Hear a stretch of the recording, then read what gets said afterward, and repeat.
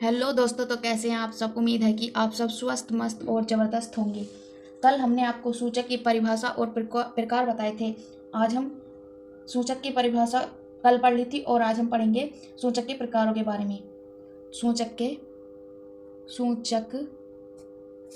यानी कि इंडिकेटर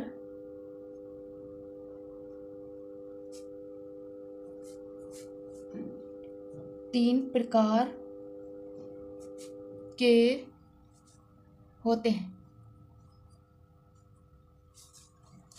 सूचक तीन प्रकार के होते हैं। इंडिकेटर तीन प्रकार के होते हैं। अब हम लिखेंगे सूचक कौन कौन से होते हैं। तो लिखेंगे प्राकृतिक सूचक,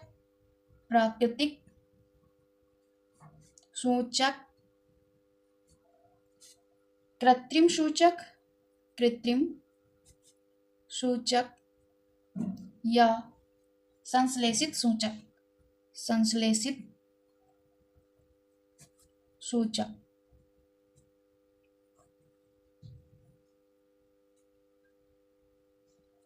संश्लेषित सूचक। नंबर 3 पर आते हैं गंधीय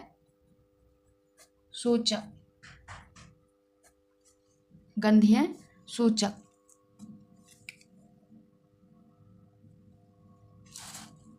जैसा कि आप देख सकते हैं, सूचक इंडिकेटर तीन प्रकार के होते हैं।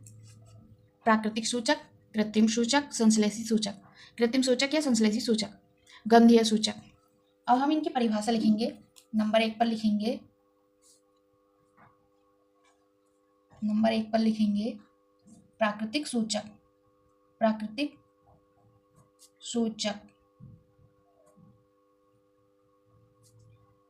सूचक के बारे में लिखेंगे वे सूचक जो पौधों से प्राप्त होते हैं। वे सूचक जो पौधों से प्राप्त होते हैं। वे सूचक जो पौधों से प्राप्त होते हैं उन्हें प्राकृतिक सूचक कहा जाता है।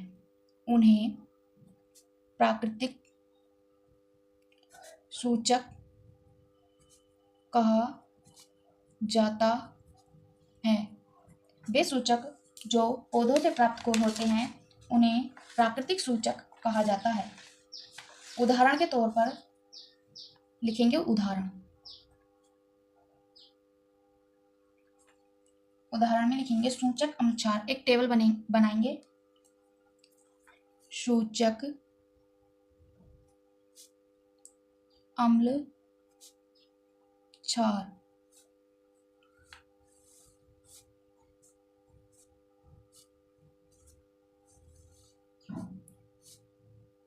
प्राकृतिक सूचक वे सूचक जो पौधों से प्राप्त होते हैं उन्हें प्राकृतिक सूचक कहा जाता है। वे सूचक जो पौधों से प्राप्त होते हैं उन्हें प्राकृतिक सूचक कहा जाता है। जैसे नंबर 1 पर लिखेंगे लिटमस। अम्ल लाल रंग का और क्षार नीला। नंबर 2 पर हल्दी, पीला अम्ल और लाल क्षार। प्राकृतिक सूचक वे सूचक जो पौधों से प्राप्त होते हैं उन्हें प्राकृतिक सूचक कहा जाता है। उदाहरण के तौर पर सूचक अम्लक्षार। नंबर 1 लिटमस लाल या नीला। अम्ल लाल कर देता है लिटमस को और क्षार नीला कर देता है लिटमस को सूचक में, और हल्दी को अम्ल पीला कर देता है और क्षार लाल कर देता है। अब लिखेंगे नंबर 2 कृत्रिम सूचक या संश्लेषित सूचक। नंबर 2 लिखेंगे कृत्रिम सूचक या संश्लेषित सूचक। कृत्रिम सूचक या संश्लेषित सूचक। तो क्या लिखेंगे? वे सूचक जो रसायन द्वारा बनाए जाते हैं। वे सूचक जो रसायन द्वारा बनाए वे सूचक जो रसायन द्वारा बनाए जाते हैं वे सूचक जो रसायन द्वारा बनाए जाते हैं उन्हें कृत्रिम सूचक कहा जाता है। उदाहरण के तौर पर उदाहरण लिखेंगे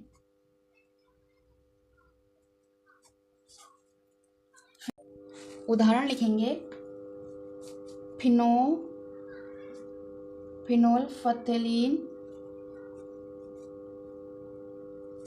मेथिल ऑरेंज,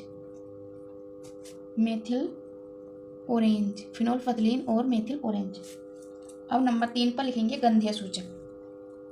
नंबर 3 डालेंगे और लिखेंगे गंधीय सूचक। गंधीय सूचक के बारे में लिखेंगे जिन पदार्थों की गंध अम्लीय या क्षारक माध्यम में बदल जाए। जिन पदार्थों की गंध अम्लीय या क्षारक माध्यम में बदल जाए उसे गंधीय सूचक कहा जाता है। उदाहरण लिखेंगे यहाँ पर भी टेबल बनेगी जैसे हमने पहले बनाई थी। सूचक अम्ल और क्षारक।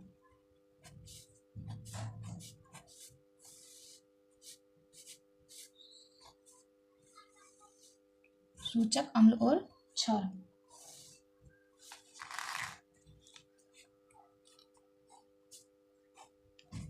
उदाहरण के तौर पर हम ये सारणी बना रहे हैं और इसमें लिखेंगे नंबर 1 पर प्याज का रस। नंबर 2 पर लिखेंगे वेनिला। नंबर 3 पर लिखेंगे लौंग का तेल, जिसे हम इंग्लिश में क्लोव कहते हैं, अम्ल। प्याज के रस की गंध अम्ल में तीक्ष्ण गंध होती है और वेनिला अम्ल में समान रहता है, इसमें कोई परिवर्तन नहीं होता। और अम्ल में भी। अब क्षारक में लिखेंगे प्याज का रस कोई गंध नहीं होती क्षारक में। प्याज के रस की क्षारक में कोई गंध नहीं होती और वेनिला की भी क्षारक में कोई गंध नहीं होती और लौंग के तेल की भी कोई गंध नहीं होती। तो कुल मिलाकर गंधीय सूचक में क्षारक कोई क्रिया नहीं करता, उसमें कोई गंध नहीं होती प्याज के रस की, वेनिला की और लौंग के तेल की। एक बार दोबारा रिपीट करेंगे। जिन पदार्थों की गंध अम्लीय या क्षारक माध्यम में बदल जाए उसे गंधीय सूचक कहा जाता है। और उदाहरण ये दे रखा है, ये बोर्ड परीक्षा में पूछे जाते हैं। उम्मीद है कि आपको पसंद आया हो। हमारे चैनल को लाइक करें, सब्सक्राइब करें। धन्यवाद।